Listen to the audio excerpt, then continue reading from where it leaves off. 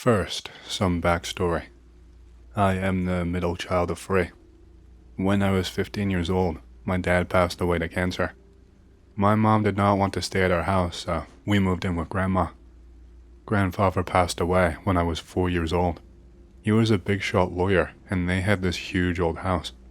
This is a few weeks after moving in. My little brother, who was 12 years old at the time, starts having night terrors. He wets the bed and everything.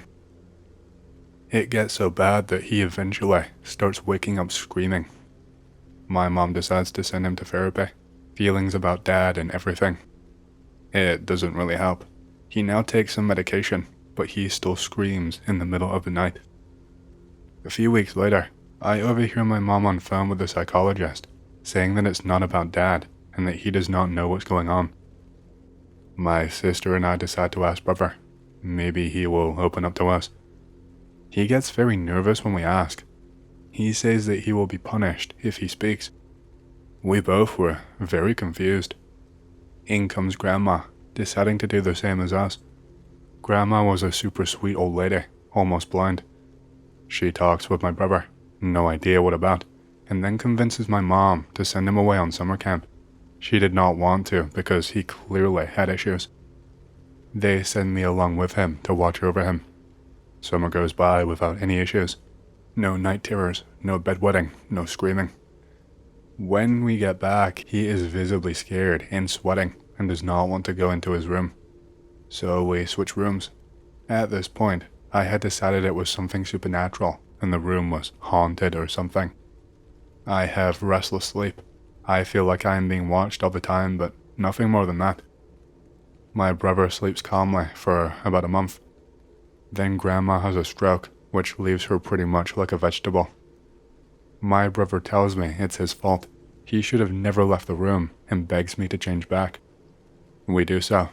Night terrors start again, and he gets really thin. He still eats and goes to school and plays football, soccer for you Americans, but he is now rail thin and very pale. My sister goes off to college, gets an apartment with some friends. My sister is away, so I convince my brother to take her room. He accepts and starts looking way less pale. A few weeks later, I hear a lot of noise in his former room, the one next to mine, like furniture falling down. I poke my head outside of my room, and I see vegetative Grandma walking out of brother's room and into sister's. By then, I'm convinced it's a paranormal thing, and there is a ghost or a demon or something. My brother starts wetting the bed again, and I decide to lay some traps. I put empty soda cans with a string outside Grandma's room. After my brother is asleep, I put some toys behind the door so that they would make a noise if the door was ever opened. I did not sleep that night. At around 1 a.m., I heard the cans, and I got out of bed and went to open up the door. To my surprise, it's locked. I banged and banged until Mom came over and demanded to know why I'm making so much noise. I told her that I had been locked in and that there was someone in the house. She got spooked. She called the police and unlocked my door. The police came in, looked around, and while they did not find any signs of a break-in, they did agree that someone had been there since my can trap had been destroyed by someone. And by destroyed, I mean someone or something had destroyed the cans. I mean, torn them apart, literally. They looked into the attic. None of us had any idea that we had an attic, not even Mom, and there were footsteps in the dust. My mom got spooked and we moved away. We took Grandma with us. Fast forward about 2 years. I went off to college and moved in with my sister. My grandma passed away. My brother never had night terrors again, but if you ask him about them, he gets literal panic attacks. He cannot breathe and needs to lay down and breathe slowly for like 5 minutes. He is in college now. He gained back weight and color. He still has panic attacks and refuses to go back to the old house. We are still not really sure what it was. My sister thinks he was maybe assaulted. My mom does not want to think about it. I still feel like something spooky happened to him though. When this one happened to me, I was taking a vacation at a friend's house in the north of France. It's this really small village, like 300 people tops. It's next to the town of Calais. Notorious for its war past, lots of bunkers. Shitty ghost stories ensues, like everywhere else there's been dead people. My friend's parents tell me how they think the whole area is haunted. They hear lamentations on the streets at night. All neighbors have stories about weird noises in their houses, like something on the ceiling watching them at night, etc. It's nighttime. I can't sleep, so I wake up. I look at the window. In the distance, on the top of the hill, I notice a small house. Huh? I've never seen that house there before. It's bright, like it's shining out of the black of the night. There is a light mist all around the hills and surrounding the house. The mood is really, really spoopy. I get back to bed. I'm obsessed with this shiny house that had popped out of nowhere. I am having dreams about it. The next morning, I tell my friend about that phantom house on top of the hill. Dude, it's always been there. There is a giant light just next to it. I look at the hill. Yup, the house is there indeed. What about the mist then? We are in the north. Of course there's mist.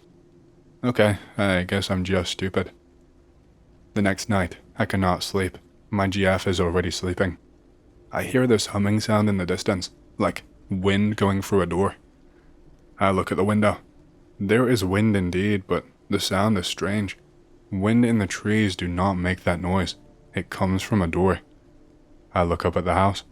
Through the windows, it's pitch black inside. I notice one window with weird curtains. My friend is a survivalist kind of guy. He has tons of gear.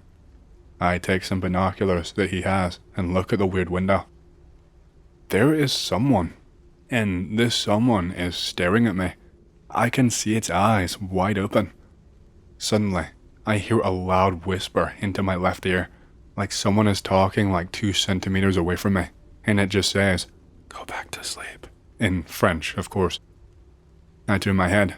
My GF is standing right next to me. I didn't hear her wake up.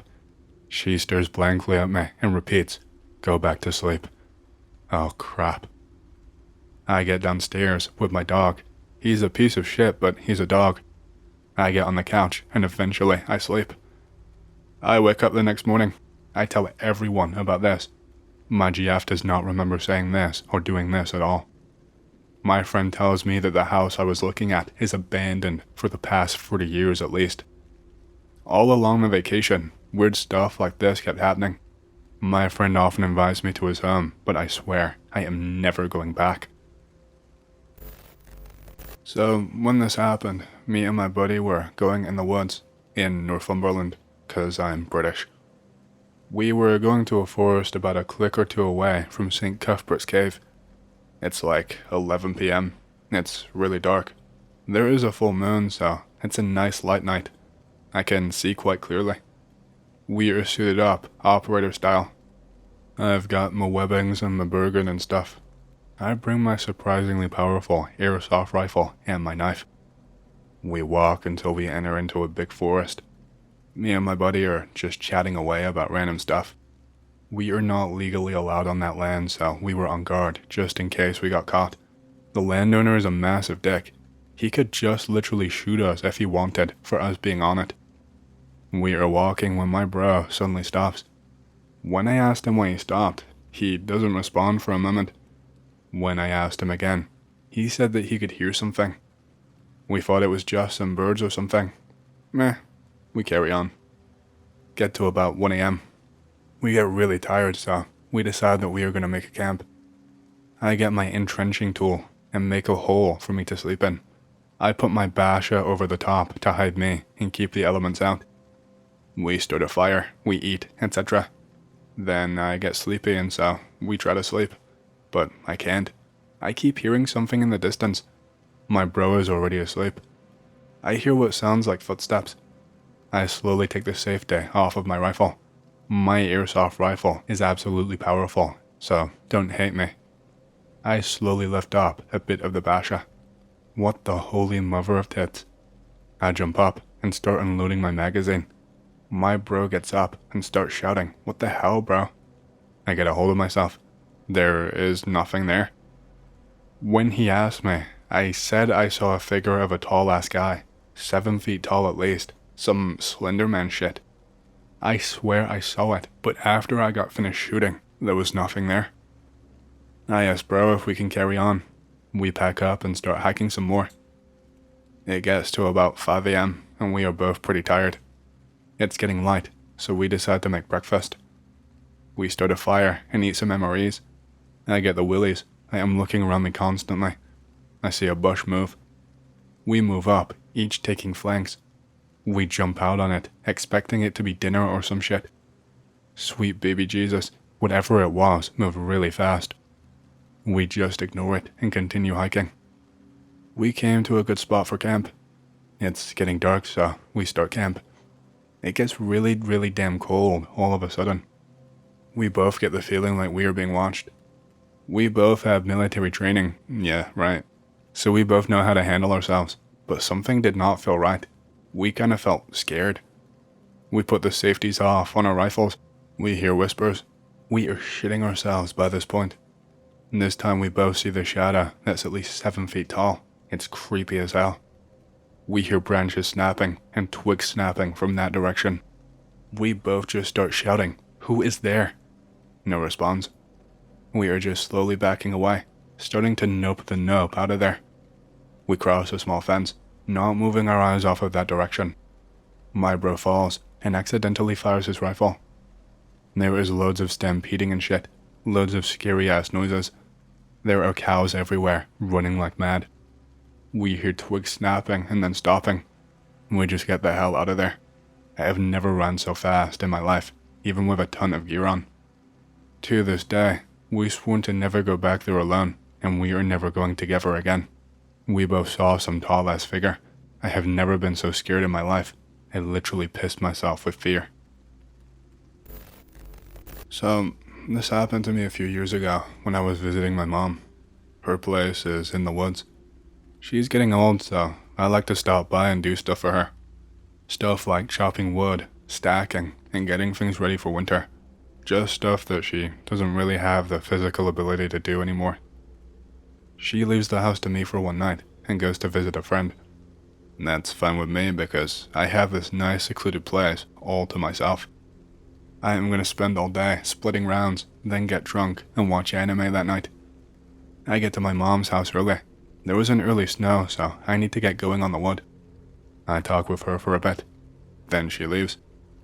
I spend a good 7 or 8 hours just splitting these huge ass rounds by hand. I am tired as hell and the sun is going down, so I stack most of it in the shed and start bringing some inside. She has this old walk-in freezer thing, kinda like the one in The Shining. It's in the woods, so the house was built to have enough food to make it through the whole winter. The weather is never that bad, so she uses it to keep wood inside. The freezer is in the laundry room near the front door. So I'm bringing in wheelbarrows of wood and stacking them in there. It's getting pretty dark, and the sun is now totally down. I have the porch lights on, but the woodshed has no electricity. Every time I go outside for more to bring in, I have to bring this shitty little battery-powered lamp. The porch light has a motion detector, so if I don't fill the wheelbarrow up fast enough, the light goes off, leaving me with just this pissy little lamp. The light had gone off when I'm outside in the shed, loading the wheelbarrow. When it goes back on, like something walked past that I could see. I peek out of the shed. Of course, nothing is there. So I figure I just set it off myself, or maybe an animal. So, I'm bringing in another load when, from the inside, I see the motion light go off again. I look around from the window. Still nothing. Now I'm feeling pretty spooked. I start feeling like it's time to wrap this stuff up. I have plenty for tonight, and I can stack some more tomorrow. I go back in to stack what was left on the wheelbarrow. As I am in the freezer, I hear this weird slapping sound. I shit my pants when I realize it sounds like footsteps in the house, like the kind of slapping footsteps someone makes as if they're walking barefoot with wet feet on a hard floor. 3 steps in quick succession, and then nothing. I stand there in the freezer for a few seconds, afraid to look outside. I finally jump around the corner. Thankfully, nothing is there. I just bolt to my car and grab my .22 rifle. I put a round in the chamber and let the bolt loudly. With a rifle on me, I felt safe enough to just lock up and get inside. I dump the rest of the wood on the floor and fly out to the shed. I throw the wheelbarrow inside. I lock the door and haul ass back inside. I lock the knob, deadbolt, and then chain, then proceed to clear the house. I checked everywhere that a person could hide. Under beds, in cabinets, closets, in the attic, in the fridge. Literally everywhere in the fridge. Finally, I feel as confident as I can that nobody is in the house. I don't even want to drink, I'm so paranoid. Literally every single shadow in the house feels to me like someone is skulking around. I spend the rest of the night drifting in and out of sleep on the couch with my rifle next to me. I am just waiting for someone to pop out of nowhere. Finally, my mom comes home the next morning, and I finish what little was left to do with the wood. I tell her what happened, and now she's freaked out. She and I agree that she should keep her revolver real close for the next few days. Enough time passed that she eventually relaxed. Now when I go up there, I make damn sure I'm done while it's still light out, and always lock the door behind me when I come back in. Best case scenario, it was just an animal, or I was already scared and started hearing things. Worst case scenario, some barefoot crackhead saw an open house and decided to sneak in, but either heard or saw me and took off. Hey, hope you've enjoyed the story so far. If you want to hear more, make sure to subscribe, like the video, and leave a comment because it lets YouTube know you like the content and helps more people to see these videos. My next big goal for the channel is 100,000 subscribers, and as a celebration, I will be doing a Q&A video once we hit that goal. Thank you, and back to the stories. Screw it. I'm just gonna start dumping my majorly freaky stories about all kinds of stuff. The first set, Civil War Reenactments. This is my first year reenacting. I go to the biggest battle in my state, Ulusti. I am hearing all kinds of freaky stuff the first day about what happens at night. The battle is always held on the anniversary weekend of the original battle. Enter this fat sergeant. I was guarding the graveyard when I swear I saw a Confederate guard walk up to me, smile, and then disappear. I heard footsteps all night long. Well, whatever. Enter a new friend, Thumper, I get put on patrol with. Every year, during the witching hour, a heavy fog settles over the field, and you can hear the battle anywhere but the field. What a bunch of horseshit. I believe in ghosts, but that's ridiculous. Be about midnight. We are all smoking corncob pipes and messing around. I hear a single rifle shot from the direction of the battlefield. Thumper just says, it's starting. I am positive it was just some bored soldier. Cannons start going off. There is shit tons of rifle fire. It legitimately sounds like there are entire brigades of men out there fighting. I can even make out an occasional echoing scream. Screw this, man. I want to investigate. I start booking it to the battlefield. The guys start following. I almost think it's a prank, but no one is laughing. They're just kind of somber. A few guys even look scared. As I get closer, the sounds of battle seem to be fading, but still obviously in that direction. I get to the field. There are no war sounds anymore. What the actual hell? Just as promised, ridiculous low but thick fog is over the field. That just doesn't happen in Florida. Not really. Not at the temperature that it was. There are a few people around. I start talking to them, hearing how they've been coming to this battle for years, and every night freaky stuff happens, including a train conductor telling a guy in the field to get off the tracks. There was a train track here that got torn up in the battle and completely disused in the 1920s. I finally start heading to the tree line, where we can see a group of 3 people taking pictures. I go over to them and start talking. They show us pictures that caught a ridiculous amount of orbs. I was thinking the orbs are total bullshit. The entire time on the tree line, I am getting this horribly violent feeling. I am seeing red-orange flashes in the darkness and shadows that look like people, and, to everyone I was with, 8 people, a few horses. I am freaking out. This thought occurs to me. I ask what side of the field we were on. Oh, Yankee. I look at our Confederate uniforms. I look at my CSA book knife. Oh, fuck. Several of the guys swear they can even hear bullets whizzing past their ears, and we all shut up and listen, and there is distinct buzzing. Kind of like bees flying past, except nighttime, and there being no bees. We realize the huge mistake, and the people we met there start urging us to leave or something. Nobody knows what could happen. The guy keeps saying that nothing could happen unless they started throwing rocks or something. We're not exactly relieved. Somehow, it does not sound that bad, but it literally paralyzed us with fear when we were there in person. I come up with a possible solution. I look to my buddies. I inform them all to lay down their arms. We pull out bayonets and buck knives and even matches. We set them on the ground and raise our hands like we are surrendering. There is a noticeable drop in buzzing. There is a noticeable drop in weird flashes. Even the shadows are moving less, but there is still that aggressive feeling. Now for part 2 of my plan. I reach into my friend's cartridge box. I find the fine southern pipe baccy that we were smoking. I hold it out. I speak really loudly, feeling like a scared idiot. Trade some coffee for some baccy. Everyone is just kind of looking at me and waiting. I say it a few more times. The aggressiveness seems to lessen.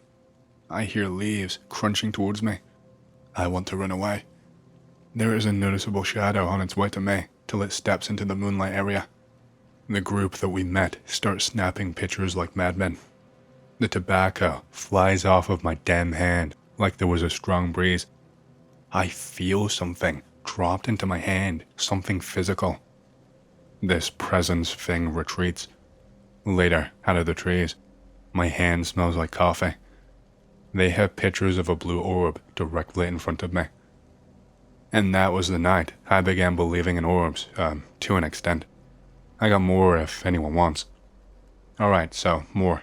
I'm trying to get the cream of the crop here, which means ones that even sometimes I don't believe really happened. Also, these are primarily ones I have witnesses around, so I know they did happen. On the topic of reenactments, it was around March time in 2010. I have this weird-ass dream. It goes as follows. I just bought a new house on this lake with some folks.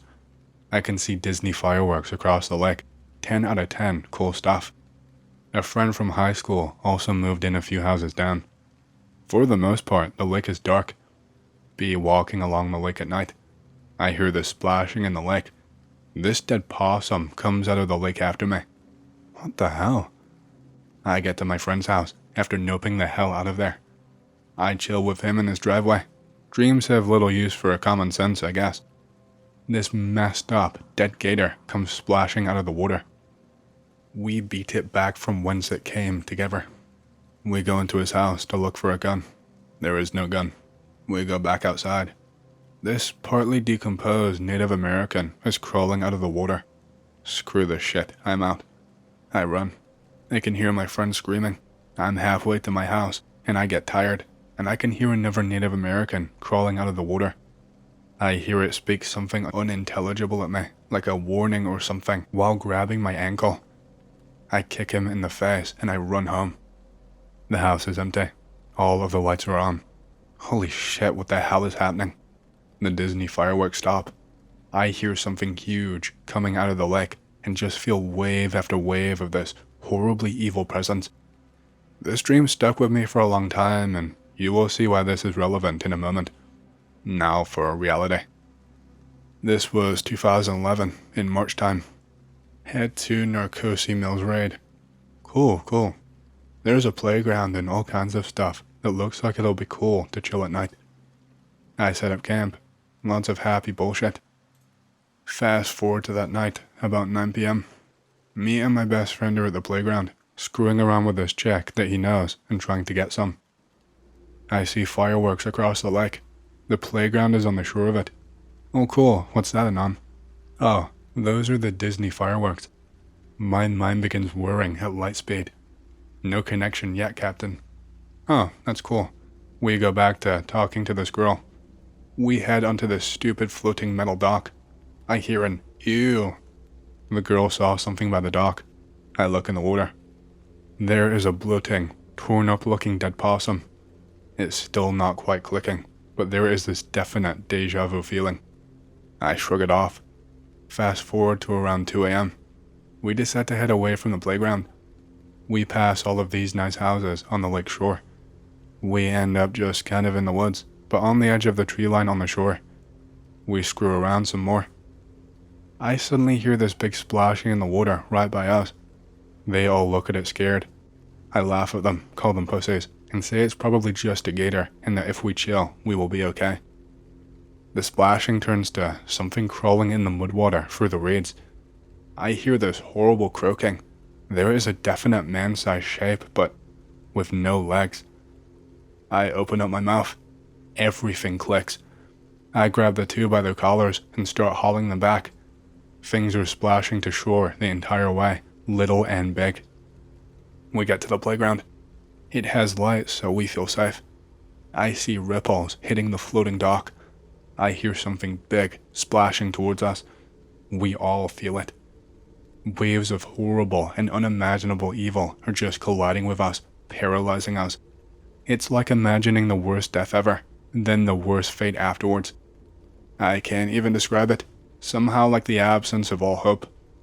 We noped the hell out of there at top speed and all the way back to camp. Every single night, we went back. One time, we saw the dead possum still floating there and went to use the bathroom.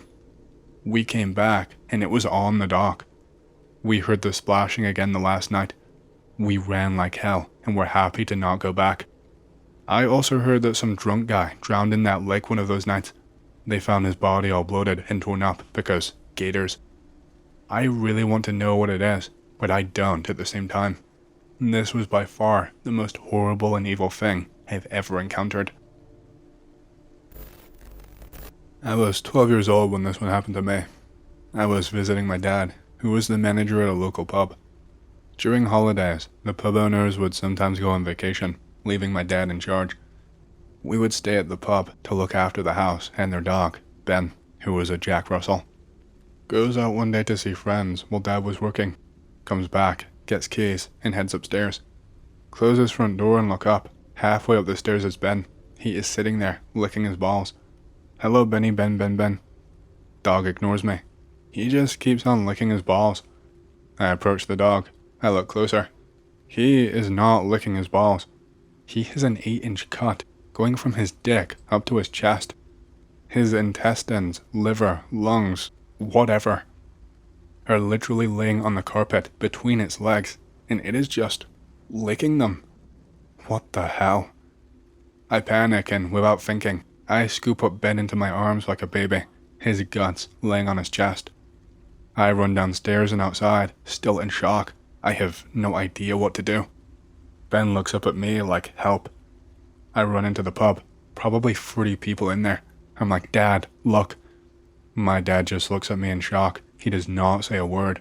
The whole pub gasps in horror. Screw these guys. I run back out of the pub. I remember there was a vet surgery about 5 minutes walk away. I start running.